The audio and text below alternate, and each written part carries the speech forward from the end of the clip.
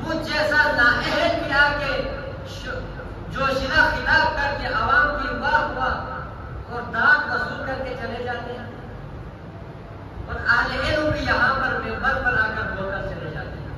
ہم ان میں تفریق نہیں کر پاتے. ایک میٹرک فیل بندے کو کہ ہم ممبر پر سونپ دیتے ہیں جو چند وظائف چند تسبیحات کرنا شروع کر دیں اور چند ایک مخصوص عبادت کرنا شروع کریں، ہم اس کو بھی دعا کہہ کر ممبر جیسا عظیم منصب ہم اس کو بڑی آسانی کے ساتھ ہم دیتے ہیں. یعنی ممبر پر آنے کے لیے کوئی لائسنس نہیں ہے. شاہ سید علی رحمانی قیامت کے اندر شرائط بیان فرمائے ہیں، لیکن ہم اپنی من پسند شخصیت کو سننا چاہتے ہیں کیونکہ وہ ہمارے دل کی بات کرتا ہے. سامعین محترم، عوام کا رویہ کیا ہونا چاہیے؟ اگر عوام یہاں پر ممبر سے بولنے والے علماء سے ممبر سے یہاں پر صرف ایک کام ہونا چاہیے اور اسی کام کے جو علماء ہیں وہ امر بالمعروف و نہی عن المنکر.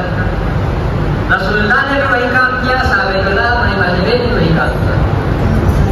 اب اگر امر بالمعروف و نہی عن المنکر کے علاوہ کوئی تیسری چوتھی چیزیں جو کہ زیادہ ہوتی ہیں ان کو سننے سے ہمیں مزہ آتا ہے.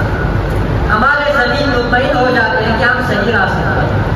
اگر ممبر سے قرآن و سنت کے مطابق صحیح تعلیمات کی پرچار کی جائے، خاص کر امر بالمعروف کے ساتھ نہی عن المنکر کیا جائے، تو عوام کے اندر سے زیادہ تر عوام کو یہ بات عوام کی دلچسپی کا باعث نہیں بنے گا، عوام کو مزہ نہیں آئے گا. کیوں؟ کیونکہ جب کہتے ہیں نماز پڑھو نہیں پڑھیں گے یہ چیزیں ہوگا، تو جو نماز نہیں پڑھتے ان کو مزہ نہیں آئے گا.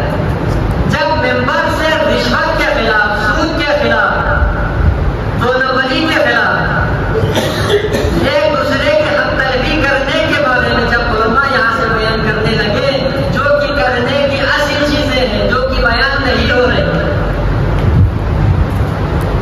اصل کرنے والی یہ چیزیں یہ اس وجہ سے بیان نہیں ہو رہی کہ صاحب ممبر جو ممبر سے بات کرتے ہیں وہ اس خوف میں مبتلا ہوتے ہیں کہ اگر میں نے سچ بات کر دی کہ عوام ناراض ہو جائے گی.